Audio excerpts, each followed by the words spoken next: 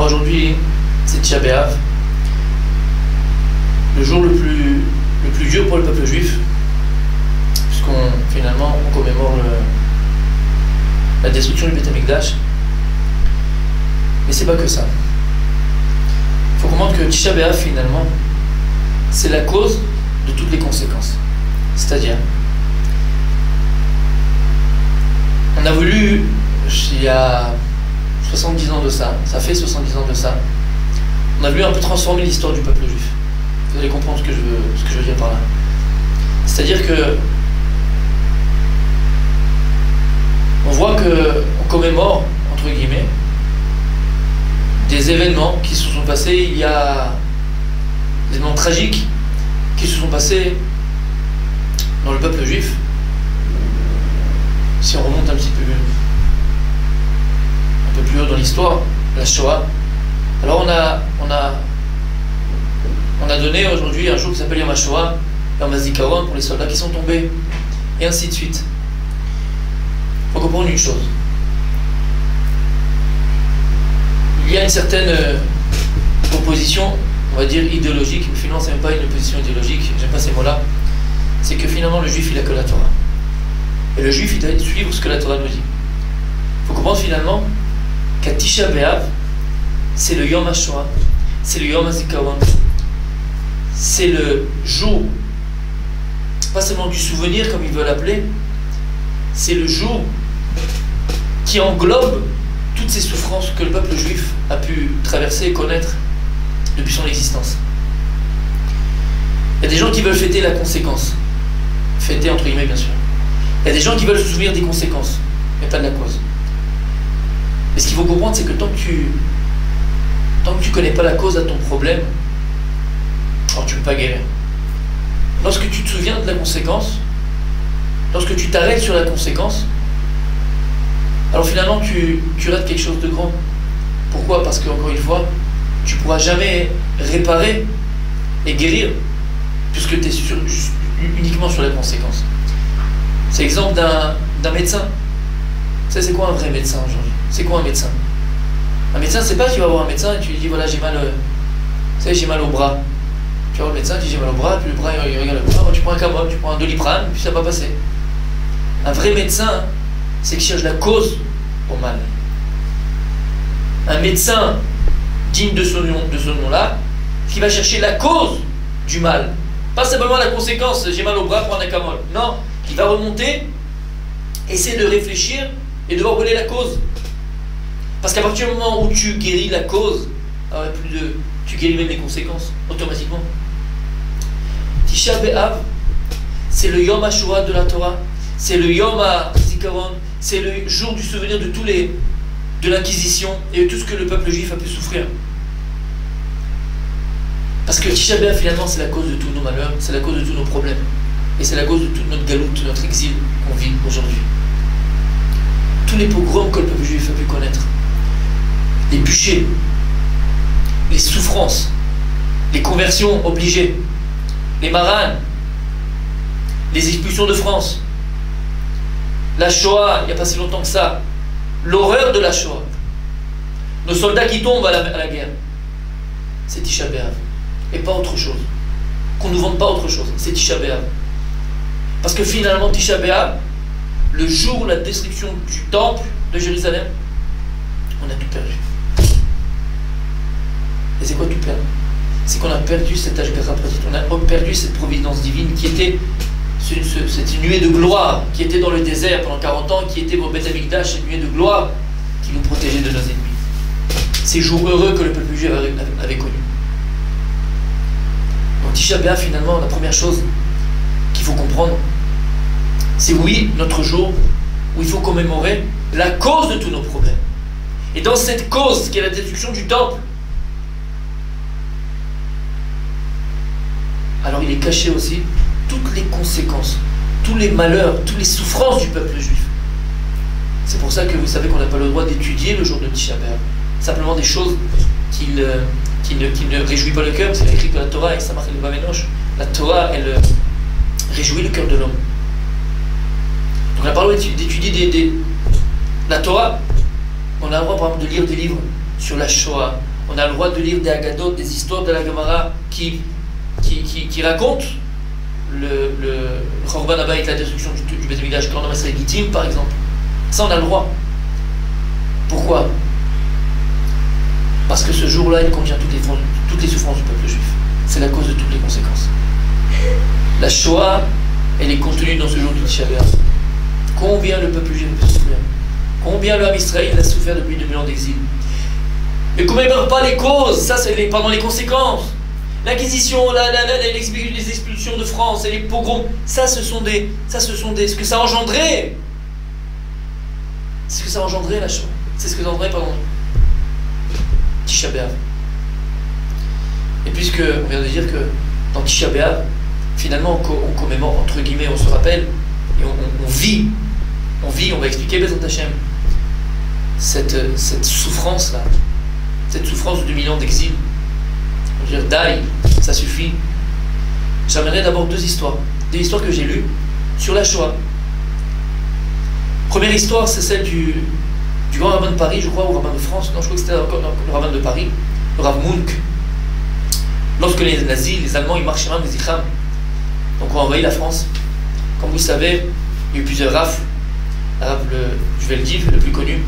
Mais ils cherchaient surtout des personnalités du monde juif pour les arrêter, les envoyer dans les camps de la mort. Et le Rav Munk, qui était le grand rabbin de Paris, et donc sa synagogue était à rue Cadet, d'ailleurs. Si je ne me trompe pas, c'était au 10 rue Cadet. Elle existe encore, dans le 9e arrondissement de Paris.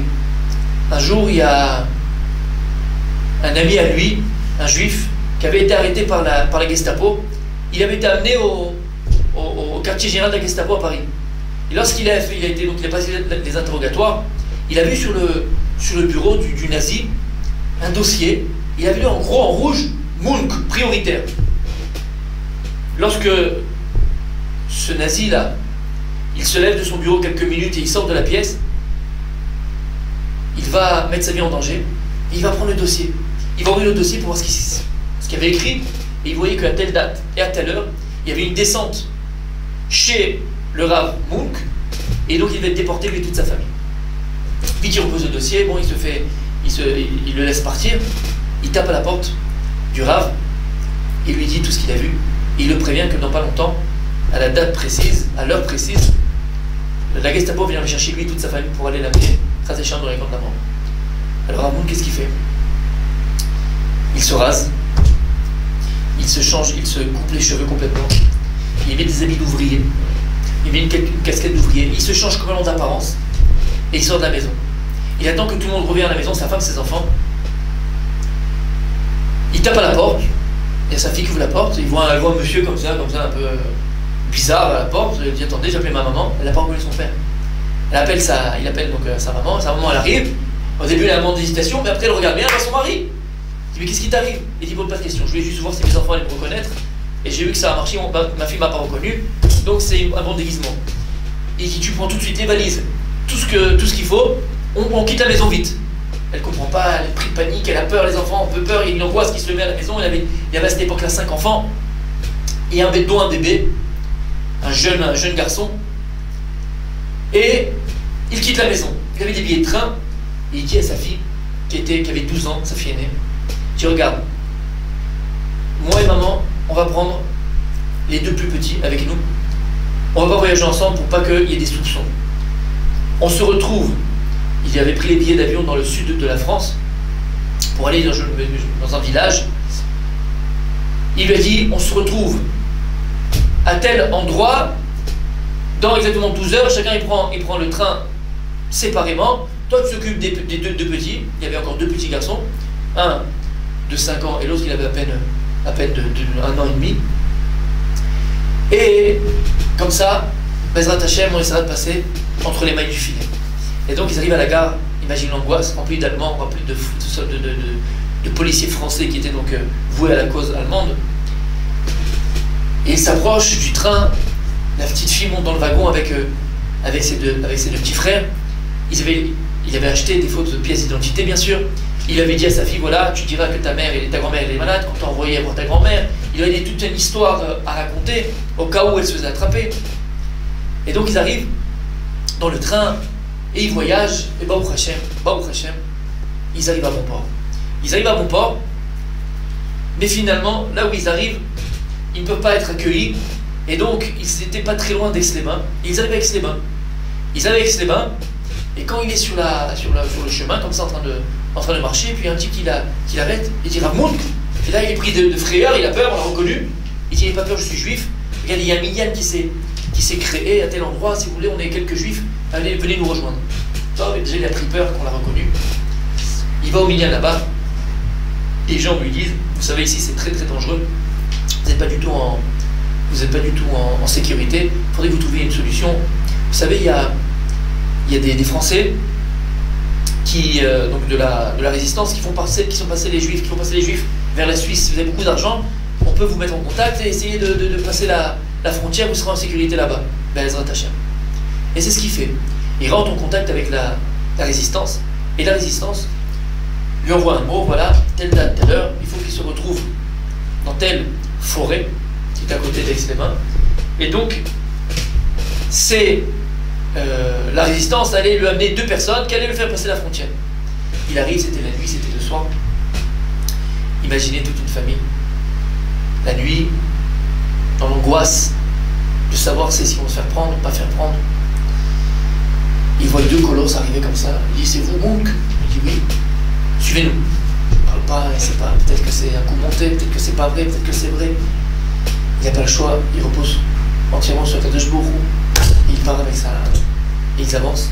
Et il leur dit d'abord, vous avez l'argent? Oui, on a l'argent. Il sort une grosse caisse de billets qu'il avait préparée, il leur donne. Et ils avancent. Ils avancent. Et avant de partir, ces 2 types de la résistance, il dit, voilà, à partir de maintenant, vous n'avez plus le droit de parler. Un mot, un son de votre bouche ne va pas sortir.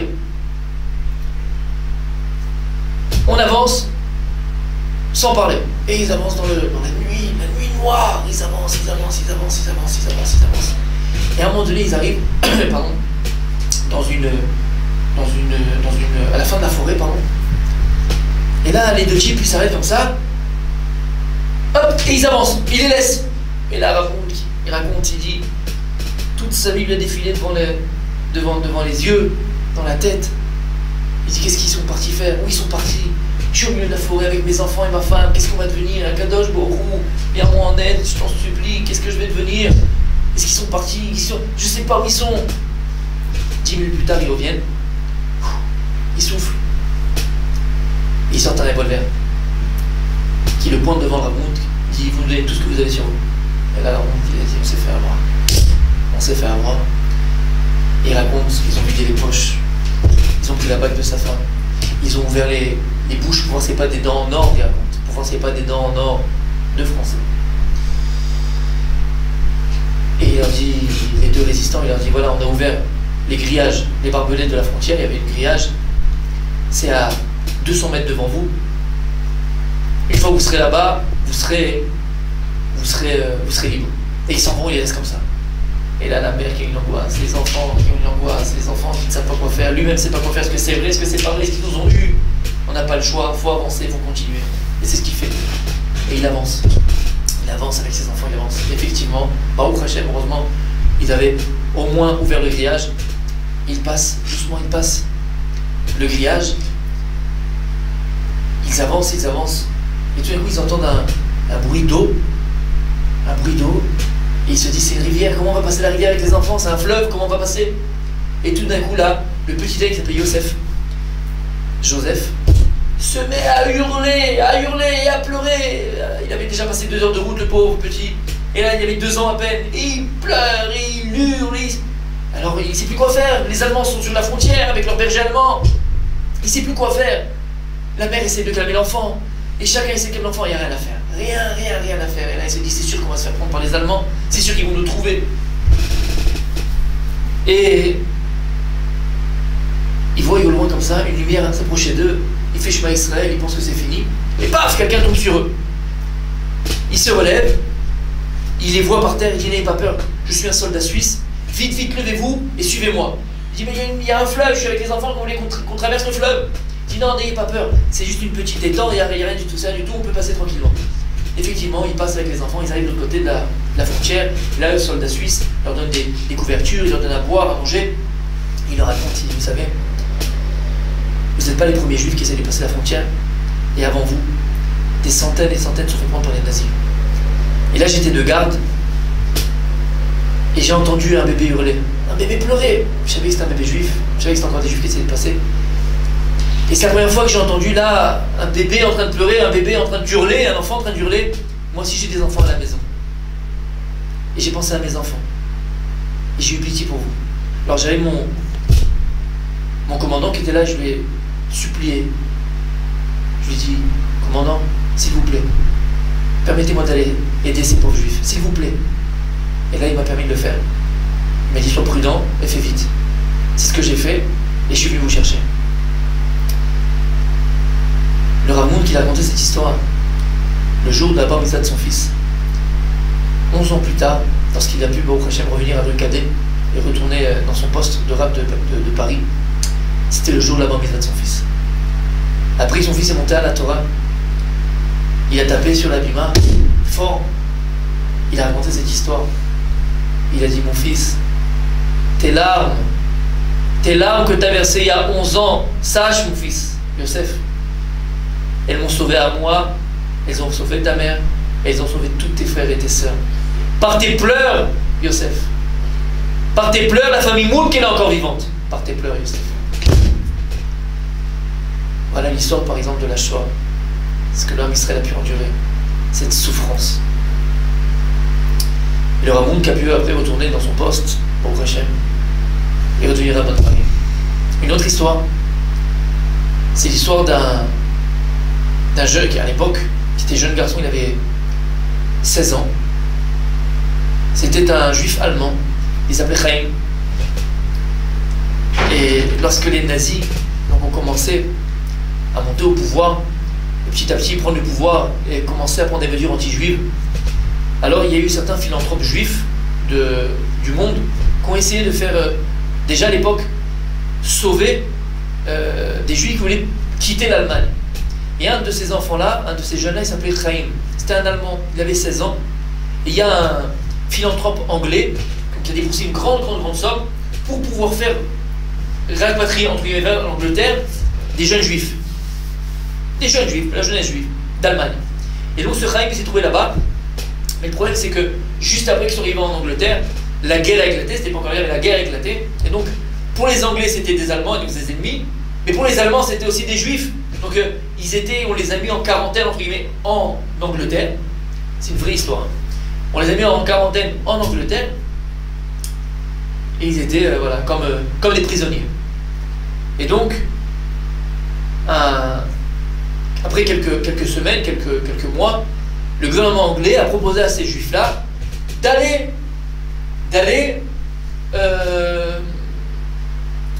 de quitter l'Angleterre, pour rejoindre finalement l'Amérique. Et celui qui était intéressé, il signait un papier, une décharge, et il acceptait, donc il l'a envoyé en bateau. Et lui, ce Chaim, il dit, moi j'ai accepté, que j'allais faire comme ça entre quatre murs, de barbelés, il a accepté. Et il dit, ils sont entrés dans le bateau, avec tous ces jeunes juifs-là, mais il se rend compte finalement que les Anglais les avaient bananés. D'abord, ils racontent dans des cales tout en bas, comme des animaux. Les marins anglais se moquaient d'eux, les méprisaient. Ils se sont rendus compte finalement qu'ils n'arrivaient pas en Amérique. Et que c'est un coup monté, on les envoyait en Australie. Parce que ça, l'Australie au départ, c'était bon, pas un pays très développé comme aujourd'hui. Et on envoyait donc ces juifs-là en Australie. Et ils s'étaient favorables, ils n'avaient même plus le choix, puisqu'ils étaient à bord. Et donc ils avaient été méprisés, maltraités, mal nourris par les Anglais. Je vous dis ça parce que finalement, on raconte cette histoire, en Angleterre, on a fait un film.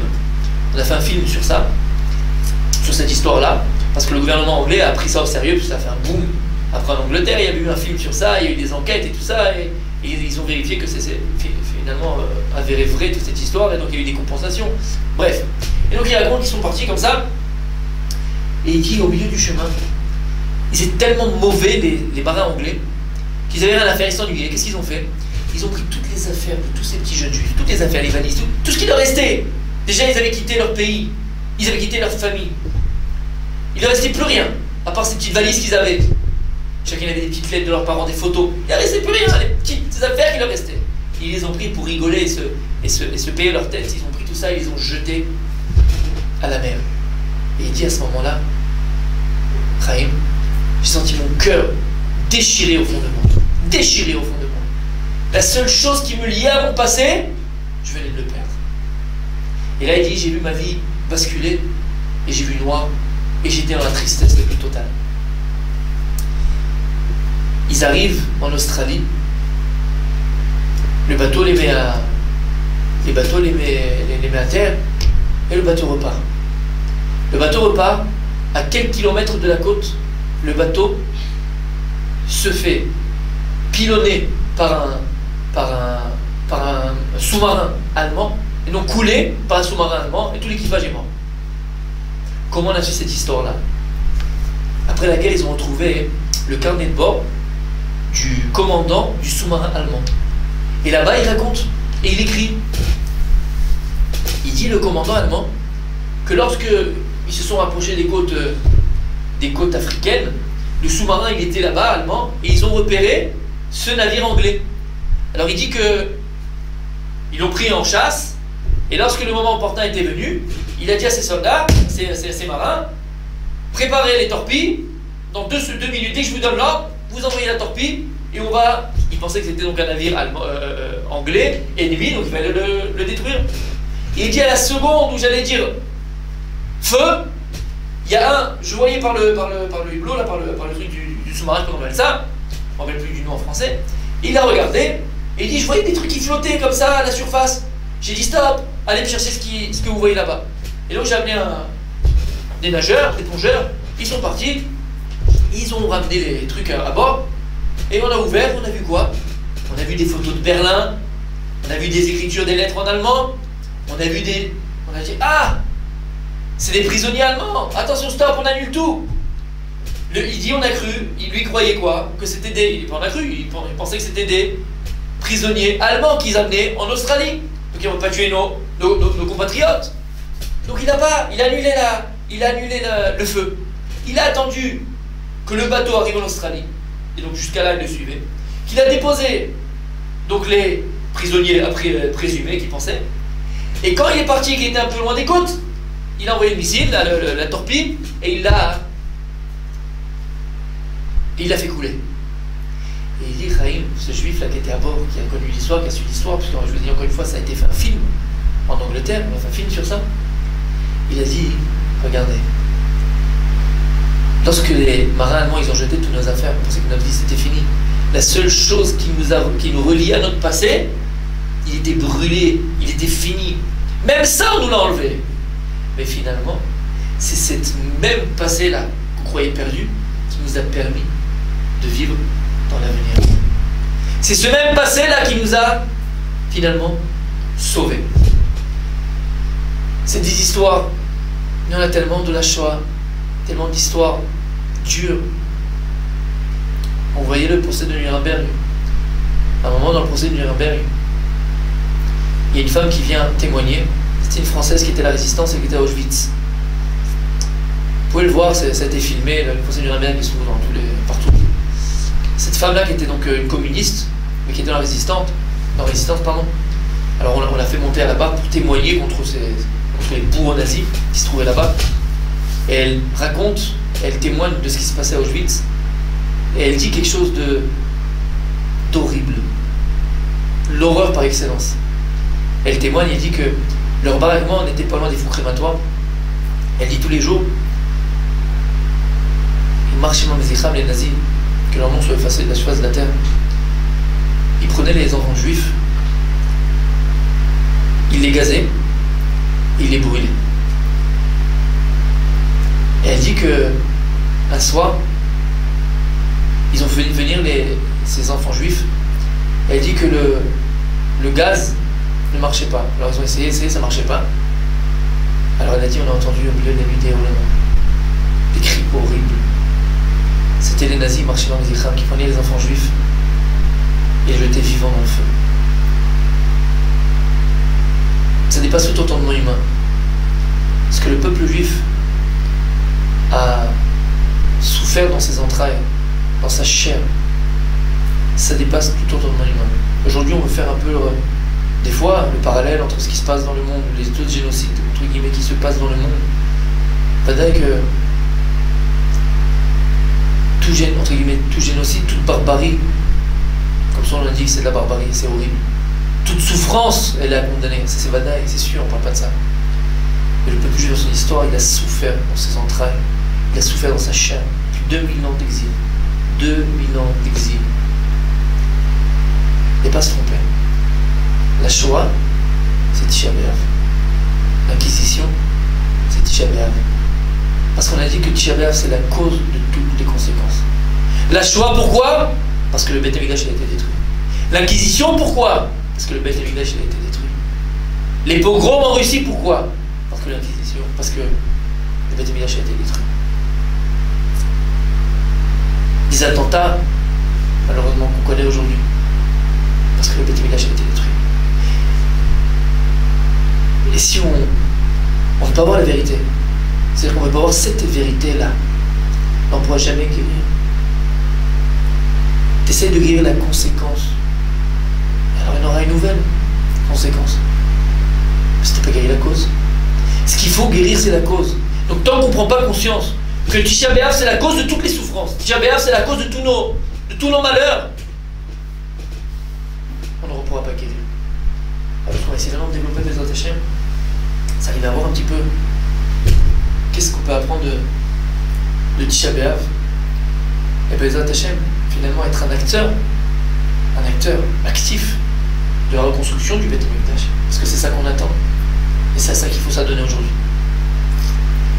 Alors déjà, il faut comprendre que lorsque les Chachamim vont essayer d'expliquer et donc d'analyser le jour de Tisha B'Av, on voit que les Chachamim ne vont pas essayer de chercher la cause matérielle, mais la cause spirituelle. Pourquoi? Parce qu'il faut comprendre que lorsque les Chachamim essaient d'analyser un événement dans la Torah, ils vont tout le temps essayer de trouver la cause et pas la conséquence. Parce que c'est exactement la même chose. La conséquence, c'est une conséquence matérielle, mais la cause est forcément spirituelle. Parce que si maintenant, on prenait un grand géopolitique, on va dire un grand mouché, un grand spécialiste de la géopolitique mondiale, alors lui, il essaierait de trouver des causes rationnelles. Oui, l'armée romaine, à l'époque, c'était la plus forte, la plus puissante. En face d'eux, il y avait une petite poignée de juifs, bon, qui n'avaient pas forcément la force de pouvoir faire la guerre contre cette puissance romaine. Et puis les conjonctures économiques, mondiales qui faisaient... Voilà, ça c'est ce qu'on entend aujourd'hui, c'est du blablabla. Il faut comprendre que finalement, à chaque événement que le peuple juif va traverser, ce n'est pas une cause matérielle, on ne peut pas l'expliquer de manière rationnelle, c'est une cause spirituelle. Tout événement que le peuple juif va traverser. Parce que le Ham Israël est au-delà de la nature. Le Ham Israël n'est pas régi par la nature. Le Ham Israël n'est pas régi par les statistiques. Parce que le Ham Israël, c'est un peuple éternel, c'est le peuple de Dieu. Donc on voit que lorsque les Chachamim vont essayer de réfléchir sur les causes de Tisha B'Av, alors ils vont essayer de trouver les causes spirituelles. Qu'est-ce qui a amené à la destruction matérielle de Jérusalem, à l'exil matériel du peuple juif? Parce que forcément, c'est une raison spirituelle. Et ça, c'est, comme on a dit, un klal, c'est une généralité. C'est comme ça que les Chachamim analysent les événements. On voit dans le Gemara, dans plusieurs endroits, par exemple, que, par exemple, une fois Rava, il avait son on va dire, son vin, il avait une cave à vin, et tout son vin avait tourné au vinaigre. D'où l'expression, ça tourne au vinaigre. Et il est parti voir les Chachamim. Il leur a demandé, mais dites-moi, comment ça se fait, comment c'est possible, pourquoi mon vin a tourné au vinaigre? Alors entre nous, si son vin il a tourné au vinaigre, je sais pas, vous allez prendre quelqu'un qui est dans le vin, d'accord, il y a une cave, qu'est-ce qu'il va faire tout de suite? Il va appeler le technicien, il va voir la température n'était pas ambiante, et ceci et cela, et je l'ai mal mis, je l'ai pas mis assez près du soleil, mais il va trouver, c'est ça en hébreu, kol minesivot, combien de raisons pour expliquer pourquoi son vin il a tourné au vinaigre. Regardez les Chachamim. Regarde les chachamim. Non, si mon vin est tourné au vinaigre, c'est qu'il y a une raison spirituelle, il y a une raison profonde, mais qui n'est pas matérielle. C'est pas possible. Alors c'est sûr, ici, l'exemple qu'on donne, c'est à leur niveau à eux, d'accord? Mais c'est vrai dans tous les éléments de la vie. Donc il va sur les chachamim, ils disent, raconte-nous un peu qu'est-ce que tu as fait ces temps-ci. Il raconte qu'il avait un métayer, et que son métayer, il lui prenait beaucoup de... entre guillemets, il lui prenait de son champ, et donc je lui payais pas moi, parce qu'il prenait de mon champ, je ne voulais pas lui payer. Il dit, mais tu avais fixé avec lui un salaire? Il dit, oui, j'avais fixé, mais il prend en plus. Il dit, non. Si tu avais fixé un salaire, il fallait que tu lui payes le salaire. Voilà pourquoi ton vin a tourné au vinaigre. Et la Gemara raconte qu'il a fait tchouva, il a payé son métayer, et tout s'est arrangé. Par exemple, dans la Gemara, les élèves, très souvent, ils ont demandé à leur maître, Rabbi, Lama Arachta Yamim, pourquoi tu as. Qu'est-ce qu'il y a? Quelle est la cause que tu as vécu aussi longtemps? On voit que les Talmidim dans la Gemara, ils vont demander à leur rabbanim, à leur rab, pourquoi tu as vécu aussi longtemps? Alors certains, ils vont le dire, pourquoi? Parce que je ne me suis jamais retenu plus que 2 pas, de ne pas aller aux toilettes. C'est très grave de se retenir. Il va dire, parce que personne ne m'a devancé au Beth Midrash. Je suis toujours arrivé le premier au Beth Midrash pour étudier. Et je suis sorti le dernier là-bas. Attends, vous savez, aujourd'hui, dans les informations, ils adorent me dire, voilà, la plus vieille femme du monde, une petite chinoise, d'accord, elle a 198 ans, mais là-bas, le problème, c'est que, comme il n'y a pas de carte d'identité, ils ne savent même pas quelle année ils sont nés, elle peut avoir 200 ans aussi. Mais bon, et ils vont lui faire d'interview et tout ça, alors ils demandent, comment tu as fait pour vivre aussi longtemps? Ah, comment j'ai fait? Ah, ben j'ai pas mangé de steak. Mais je fumais par contre, je fumais beaucoup, mais que des choses matérielles. Quel rapport? Elle a vécu longtemps, lui il est mort jeune, lui il est mort moins jeune. Quel rapport? On voit que les Chachamim, à chaque événement, ils ont cherché la cause, la raison spirituelle. Si j'ai vécu longtemps, c'est que j'ai un souche, j'ai un mérite. Dieu il m'a trouvé un mérite.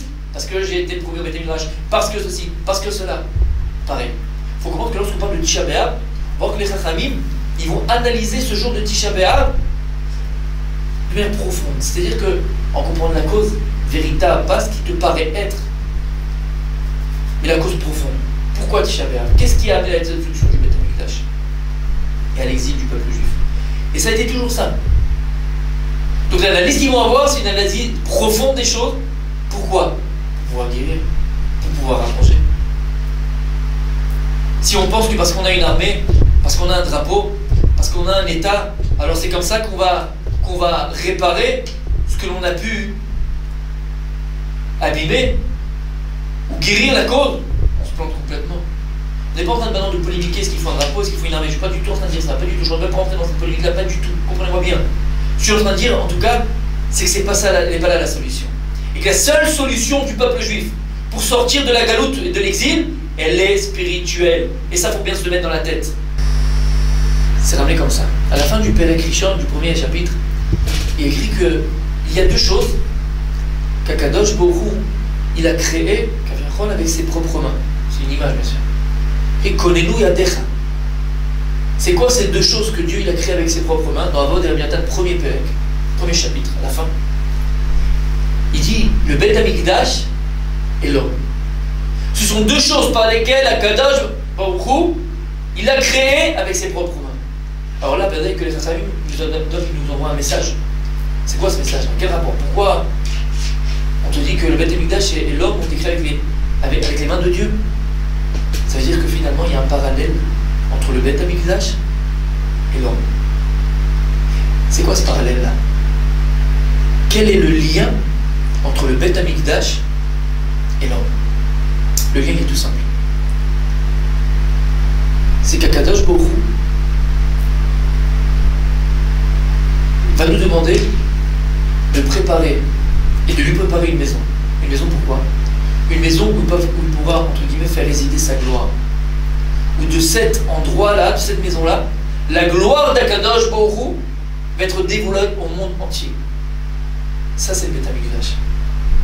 Préparer une maison à Akadosh Baruch Hu, un endroit à Akadosh Baruch Hu, l'endroit le plus saint de Jérusalem et du monde. C'est le Beth Amikdash, c'est l'endroit où de là Akadosh Baruch Hu va de là va émaner sa lumière, de là va émaner son kavod, de là va émaner sa gloire. D'où la mitzvah de aller monter à Yerushalayim 3 fois par an, de voir la Shrina, de voir Akadosh Baruch Hu, et de se faire voir par Akadosh Baruch Hu. Le Beit HaMikdash, Akadosh Baruch Hu, il a demandé de le construire, de faire un Mishkan dans le désert, de faire un Beit HaMikdash à Yerushalayim, pour qu'il puisse, entre guillemets, il n'a pas besoin, mais pour l'homme, pour nous, faire reposer sa Shrina, sa présence divine. Et de là, tout le monde entier va profiter de cette Ashpa'a, de ce Shefa, de cette abondance, cette influence positive. Tout le monde va être béni par l'endroit du Beit HaMikdash. Le monde entier. D'ailleurs, tous les Umot Olam, toutes les nations du monde venaient à Yerushalayim, amenaient des korbanot, le jour de Sukkot par exemple. Pourquoi? Parce que c'est pas simplement pour le peuple juif. C'est pas seulement le peuple juif qui en profite. Et lorsqu'il a été détruit, c'est pas seulement le peuple juif qui est dans l'obscurité, c'est le monde qui est dans l'obscurité. Parce que par là, non seulement reposait la présence divine, mais elle émanait de là-bas. C'est tout le shefa, toute l'abondance et toutes les bénédictions pour le monde. Ça, c'est le sémel et le symbole du Beit HaMikdash. Finalement, l'homme, c'est pareil. On vient nous apprendre dans Avot Benatan que le Beit HaMikdash et l'homme, les deux ont été créés par les mains d'Akadosh Baruch Hu. C'est-à-dire qu'il y a une relation intime entre le Beit HaMikdash, l'homme et Akadosh Baruch Hu. C'est-à-dire que l'homme lui-même, il a été créé pourquoi? Dans le même but que le Beit HaMikdash. C'est-à-dire que l'homme, chacun d'entre nous, on est un petit Beit HaMikdash. On est un petit Beit HaMikdash, c'est-à-dire que chacun d'entre nous, s'il fait résider Dieu en lui, alors on est un Beit HaMikdash ambulant. C'est un peu ce qu'ils ont fait les Chabad, le temple, là, comment ça s'appelle ça? Je ne sais plus comment ils appellent le temple mitzvot. C'est le temple mitzvot là, qui va partout pour essayer à tout le monde tout ça. C'est que toi finalement, tu es un petit Beit HaMikdash ambulant. Parce que de toi va émaner la gloire de Dieu, si Dieu est en toi. Et de toi, va aussi influencer l'abondance et la bénédiction pour tout le monde. Comme on voit qu'il y a des hommes qui ont réussi à ce travail-là. Rabbi Chania ben Dossa a écrit que Kadosh Baruch Hu disait sur lui, Rabbi Chania ben Dossa, Atana Eloki, il disait à Kadosh Baruch Hu sur lui, mon fils, Ranina, il se nourrit de Shabbat en Shabbat, mais le monde est nourri que par son mérite à lui. Ça veut dire quoi? Il est arrivé à ça. Il est à faire résider Dieu en lui. Si Dieu réside en moi, premièrement, je suis une gloire, entre guillemets. Par mon intermédiaire, la gloire de Dieu, elle est émancipée dans le monde. Elle est dévoilée dans le monde. Mais plus que ça, par son mérite et par mon mérite, alors si j'arrive à faire ça, le monde, il est béni. L'abondance, elle arrive dans le monde. Il y a un flux extraordinaire, positif dans le monde.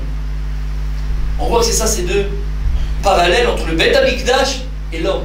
C'est pareil, c'est deux parallèles. Un, il est fixe, il est à Jérusalem, et un, il est ambulant.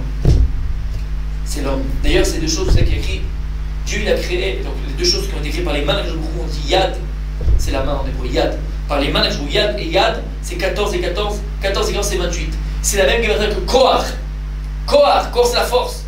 Parce que c'est ça, tout le corps, il est dans le Beit HaMikdash, toute la force de l'humanité, où l'humanité puise toute sa force, c'est du Beit HaMikdash. Pareil, l'homme, il a le Koach, il a une force extraordinaire en chacun d'entre nous, puisque Dieu, il a créé l'homme comme ça. Et l'homme, c'est nous, c'est vous, c'est moi, c'est tout le monde. On a toute cette force en nous.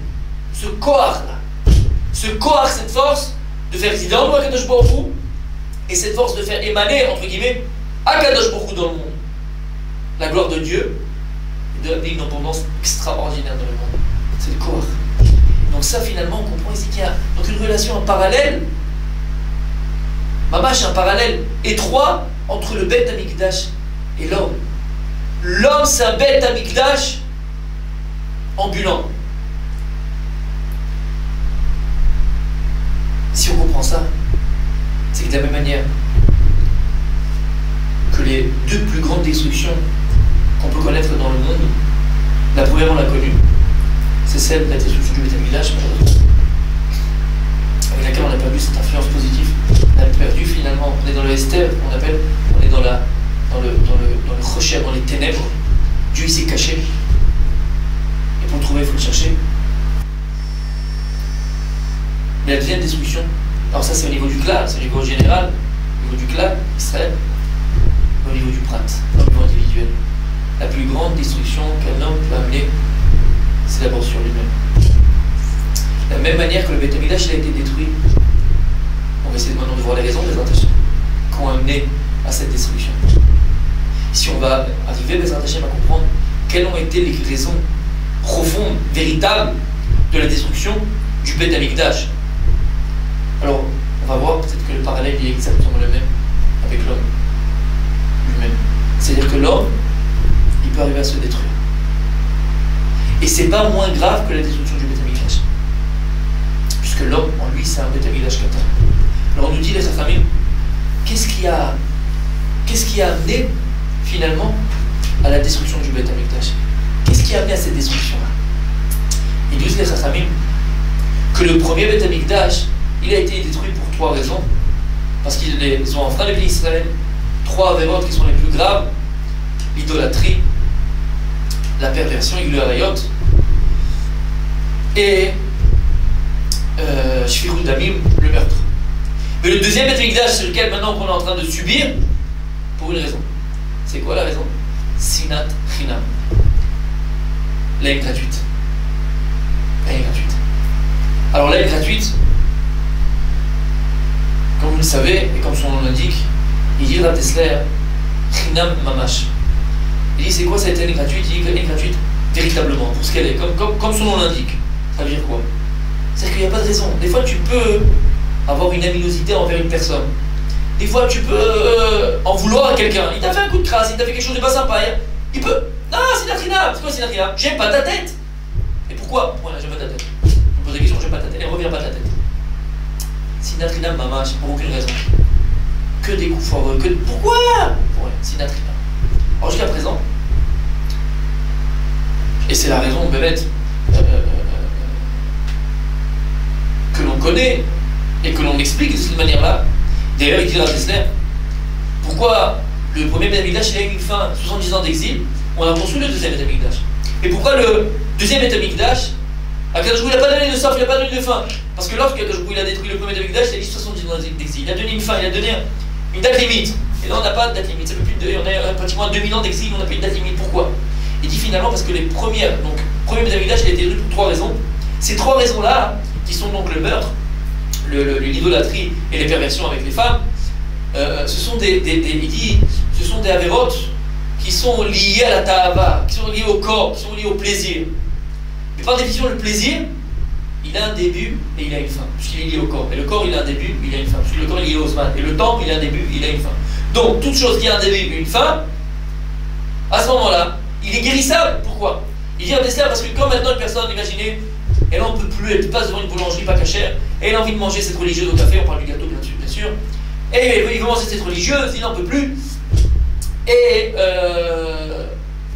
il tombe, et il mange, c'est pas cachère. Après qu'il ait mangé, il regrette. C'est-à-dire qu'après que tu as mangé, que tu as eu ce plaisir-là, le plaisir qui est passé, tu peux faire tchouva, parce que tu n'as plus ce plaisir, tu n'as plus l'appel du corps. Donc tu peux faire tchouva, il a une fin, la vera, elle a une fin. C'est pour ça que le premier Amikdash, que je crois, il a 70 ans. Parce que finalement, ce sont des avérotes qui sont transgressés, des péchés qui sont transgressés, mais qui a une fin, qui peut faire tchouva. Tant que tu as la tava, c'est vrai que tu fautes, mais quand il n'y a plus la tava, tu peux réfléchir à ce que tu as fait, faire tchouva.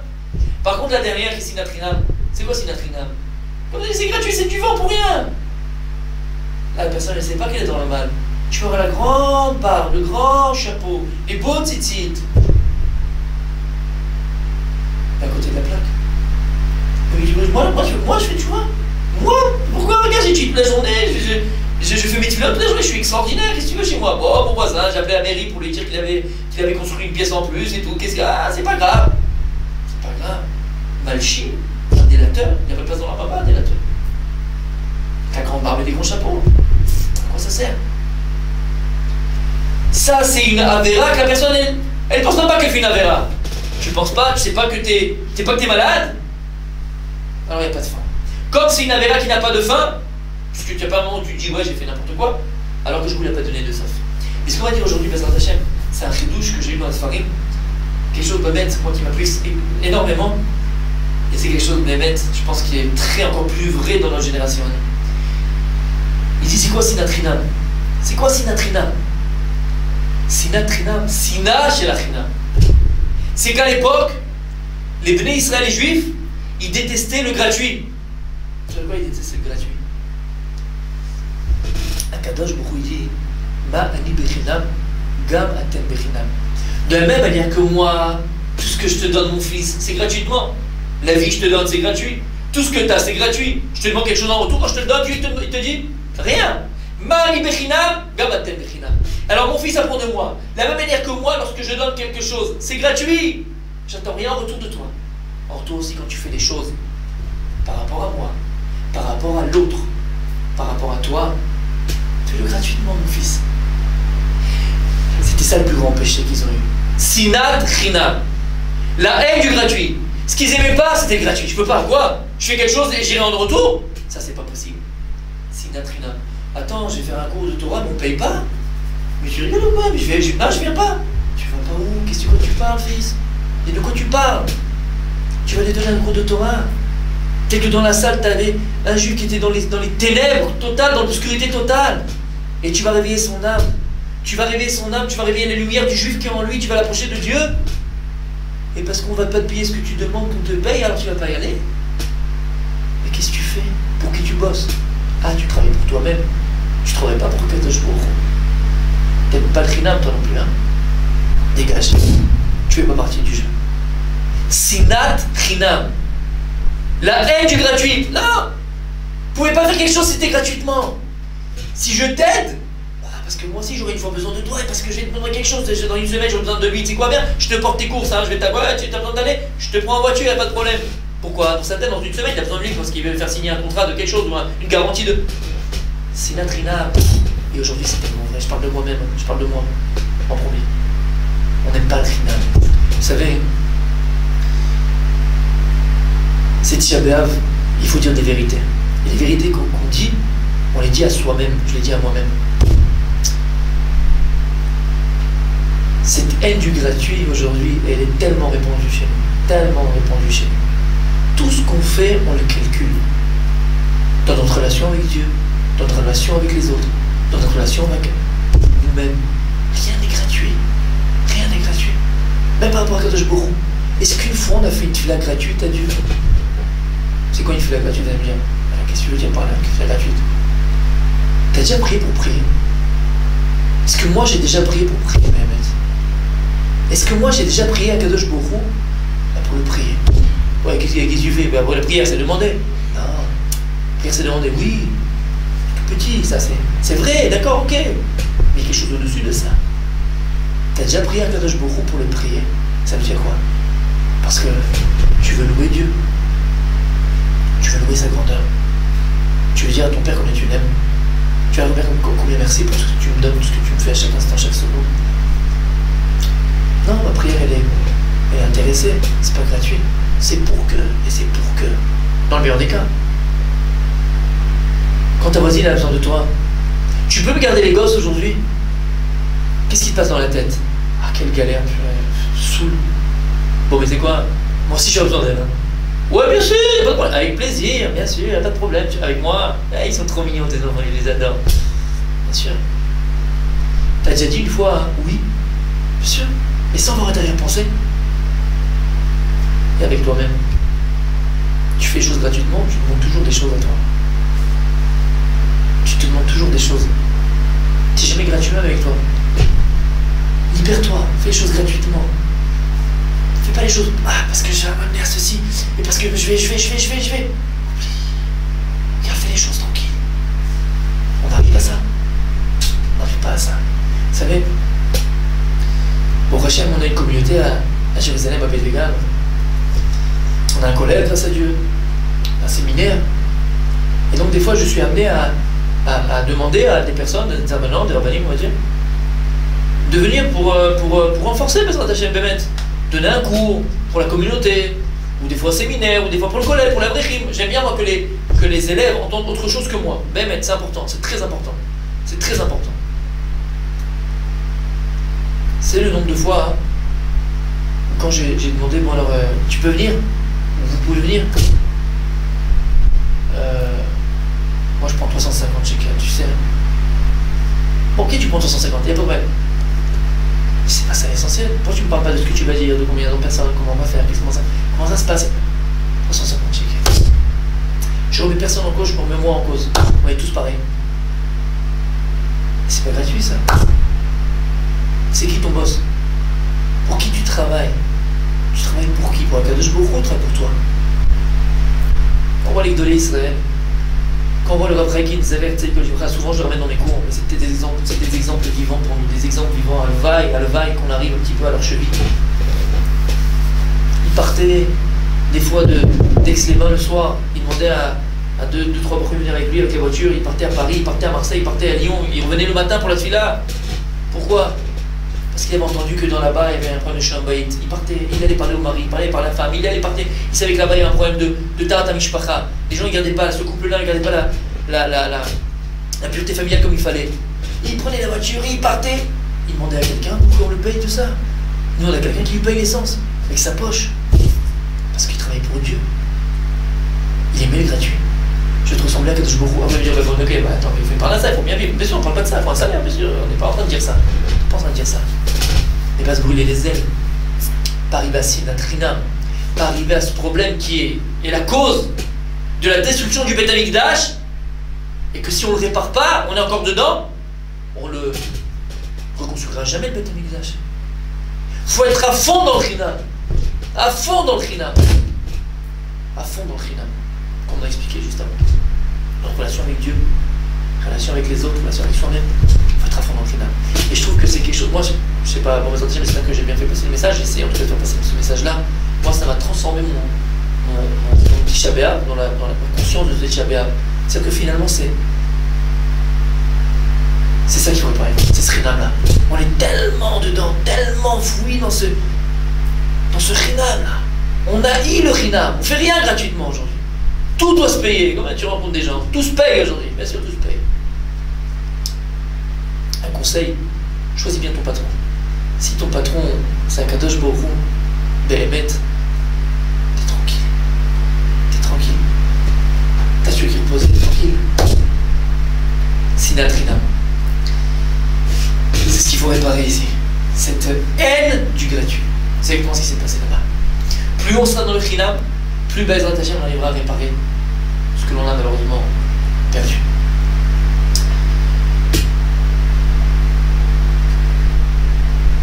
Pour terminer, Bezrat Hashem,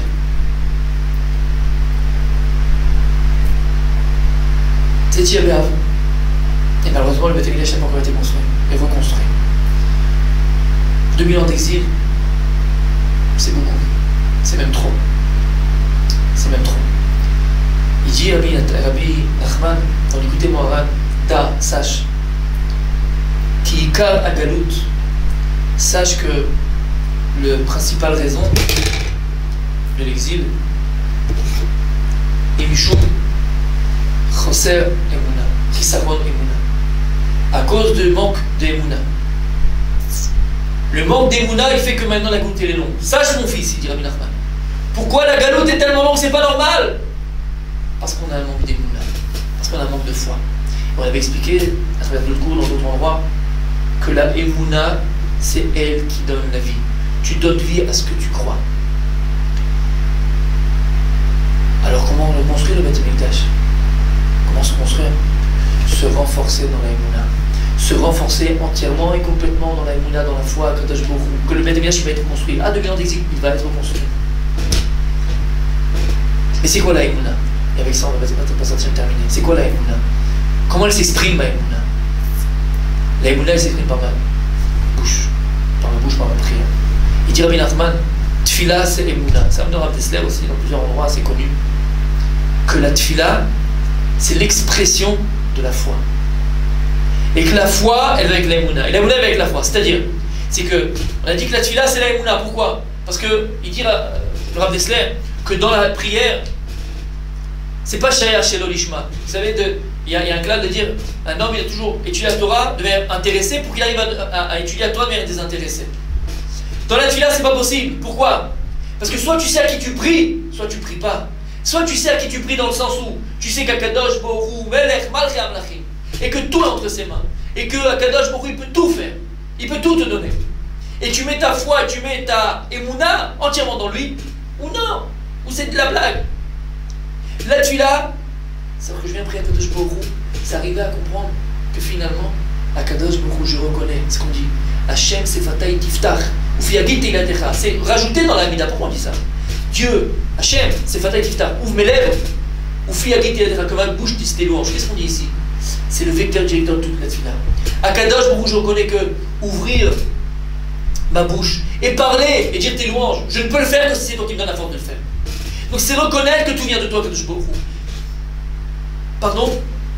C'est le plus grand acte de foi qui puisse exister et qu'on puisse exprimer. C'est la prière. Je reconnais au plus fond de moi-même qu'il n'y a que toi, Akadosh Baruch Hu, qui peut combler mes manques spirituels et matériels. La émouna, c'est la foi. Et dire Rabbi Nachman, l'une va avec l'autre. Plus je prie, plus je raffermis ma foi. Plus je raffermis ma foi, mieux je prie. Ça va ensemble. Et la tefila, c'est quoi? La tefila, c'est la bouche. On a dit que l'homme, c'est un sanctuaire, finalement. C'est un Beth Amikdash, finalement. Mais où ce sanctuaire-là, où ce Beth Amikdash-là, il s'exprime en moi par ma bouche. Si on voit que toutes les parachiotes que l'on a lues jusqu'à Tisha B'Av, elles sont liées à la bouche. Regardez par exemple, on va les Meraglim, les explorateurs, ils ont voté par la bouche Tisha B'Av. On avance, Parashat Rukat, Myriam, pardon avant, elle a voté envers Moshe Rabbeinu, elle a parlé la Shonara sur lui, c'est par la bouche. Parashat Rukat, les Bnei Israël, ils vont se plaindre de ne pas avoir à manger et à boire, ils vont voir les serpents, ils sont pleins avec la bouche. On voit Parashat Korach, il a réclamé, il a voulu, il a fait par la bouche. Comment il est venu devant Moshe Rabbeinu? Par le Koach HaDibur, par la force de la bouche. Il a méprisé Moshe Rabbeinu avec les tzitzit, avec les autres, on connaît. Bilam, par la force de la bouche. Parashat Matot Mas'eh, c'est les Nedarim, c'est les vœux, par la bouche. Parashat Varim, c'est la remontrance qui fait Moshe Rabbeinu, par l'allusion de l'Israël, par la bouche. Vaetranan, c'est la prière, par la bouche. Toutes les parachiotes qui nous amènent à Tisha B'Av, ce sont des parachiotes qui nous montrent l'importance de la bouche et qui parlent du paix, qui parlent de la bouche. Parce que c'est ça qu'il faut arriver à travailler, c'est notre bouche. Utiliser Bezrat Hashem, cet instrument, ce cadeau extraordinaire que Dieu il a mis en nous et qui nous définit, puisque l'homme ne se définit pas dans sa neshama, il ne se définit pas dans son corps, mais dans quoi il se définit? Dans le mariage du corps et de la neshama, qui est le ruach, et le ruach c'est la parole. Tu te définis par la bouche. Ton ratson, il s'exprime par la bouche. Ta émouna, elle s'exprime par la bouche, par la prière. Donc, finalement, arriver à utiliser cet instrument extraordinaire qui est la prière, qui est la émouna, qui est la bouche, pour reconstruire le Beth Amikdash. Quel Beth Amikdash? D'abord celui qui est en nous. Ce petit Beth Amikdash Katan. Si on arrive à reconstruire en nous ce Beth Amikdash, on a expliqué c'est quoi ce Beth Amikdash? C'est faire résider en nous Akadosh Baruch Hu. Arrêtez un petit peu d'aller ailleurs. Arrêtez un petit peu d'être à côté de la plaque. On peut étudier toute la journée. On peut aller des cours de Torah toute la journée. On peut faire nos prières toute la journée. Mais Dieu, il n'est pas là. Et le Ikar, il est chasser. Il manque le principal. C'est Akadosh Baruch Hu dans ce qu'on fait.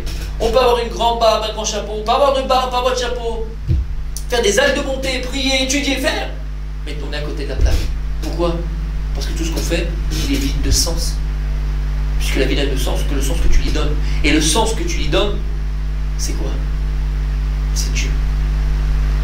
Quand on a ramené les paroles de Rabbi de Lubavitch, Zecher Tzedika Shebracha, on pense que c'est mignon ce qu'il dit, c'est sympathique, il a des jeux de mots, c'est bien. Mais c'est le, si on réfléchit un petit peu à ce qu'il a dit, c'est le secret de la vie, c'est le secret de la vie, de la Géoula, de la délivrance.